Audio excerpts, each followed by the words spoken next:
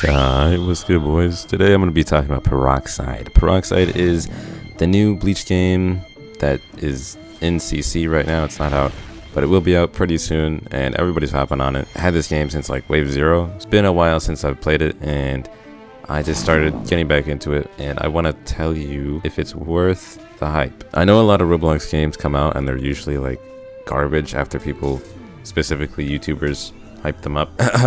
Not pointing fingers, but Psychogate. Either way, this game is pretty good. I'm gonna start saying the positives and then the negatives, because the negatives I have to think about.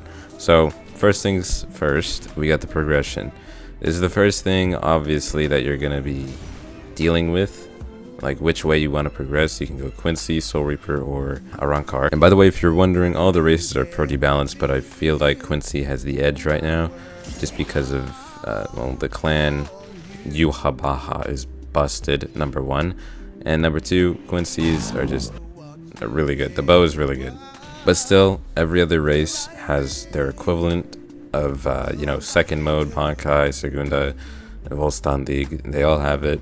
You can literally use any of them and it'll be good. Personally, through the progression, I would base your entire build off of clan and your Shikai, or you know, your first ability. If you get a legendary ability, then I'd probably go with that first. Or if you want like a really good clan and you get your clan, honestly, even less rare even less rare abilities are really good. Like if you have, let's say, a strength scaling clan that gives more strength buffs than spirit buffs, and you have like no abilities that are legendary that scale off strength, you could literally just go like a rare or a common, because the rares and commons are actually really good. Like you can clap cheeks with rares and commons. They're really good. Also, another thing I like about this game is the fact that you don't have to wait to progress. You can just progress, but there is a limit break, which gives you different things to do,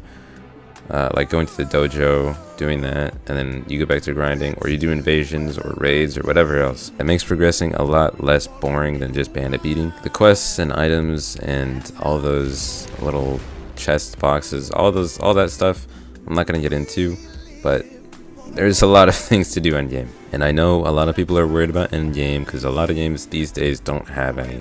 Type Soul. Also, the raids are pretty fair, and they have even teams all the time. Like it's guaranteed to have even teams. And also, the map is pretty fun to explore, especially Weko, in my opinion. Weko is like so big. But yeah, progression may be tedious, but pretty fun, unless you're going Vassal Lord, then it's not fun. Also, not to mention, the devs gives out really good codes. Like they give out 50 product essences, and you can buy any dev product with those product essences.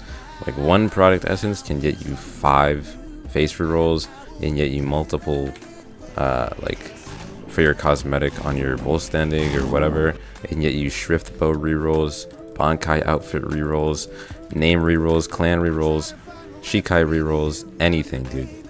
One thing that surprised me though is that even though the rates are pretty good, like they're 2% or 1% for a legendary, and they give out this many codes, like I had hundreds of rerolls just stacked up from all the codes, and I didn't even need to use that many just to get one legendary. I got it pretty early. Maybe I'm lucky, I don't know, but still, that is pretty good. But surprisingly, you don't see everybody running around with legendaries, even though they're easy to get, just because, you know, there's other better things. Like even rares and commons are dominating people. It's definitely worth the hype. It is very refreshing. It's a very fun game. The combat is good. They have a lot of good mechanics in the combat, and the controls feel nice. The flash step feels good, and also you can't spam flash step to run away, because then you'll just run out of Ryatsu. But yeah, Peroxide is easily going to take over Type Soul. Type Soul's already on the downfall, by the way. I don't want to talk about it too much, but it's got even less players than when I last talked about it. But yeah, the Bankai fight was really difficult for me, but I still beat it.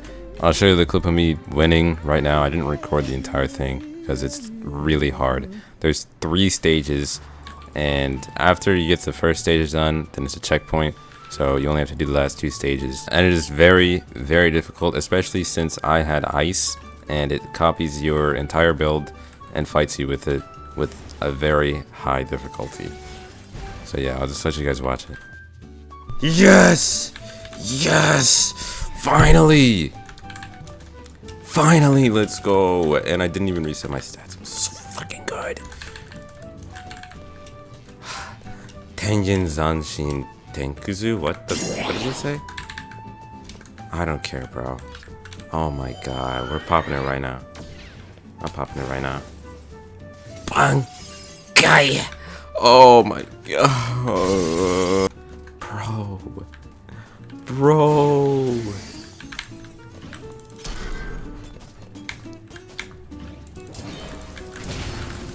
Oh my goodness.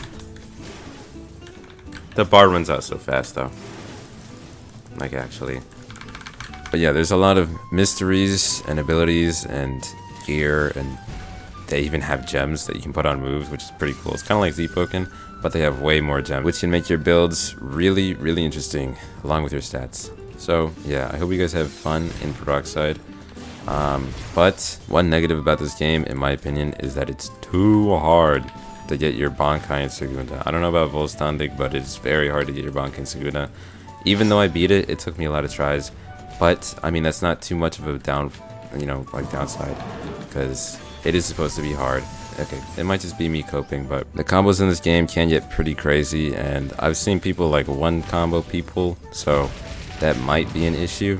And lastly, personally, I think they could add a lot more abilities to each race, but it already has more than type soul, so I can't really complain about that. In my opinion, a lot of the downsides are pretty situational and depend on the person. Like, if I was going into this game and I just sucked at PvP and I wanted to only PvE, good luck, because the PvE is in some ways harder than the PvP. It takes a lot of skill, and you might even rage at the start, because it's just really hard to get used to and also get good at. But yeah, they have a lot of fun game modes, and I especially like doing these time bubbles, because the time bubbles are like co-op and you're fighting other teams. They have an AFK lobby, and they also have invasions and a bunch of other stuff that I'm not going to talk about right now, because if I did, there would be too much to talk about. But that's a good thing, right? Yeah. Anyways, that's where I'm going to end the video off. I hope you guys enjoyed me talking, but yeah, I'll see you next time. Peace. And I'm the Batman. Got a star on my cap like I'm the captain. With that money it's baby boy, be bad like I'm Jackson. You get your mic jack, we moving like Rambo.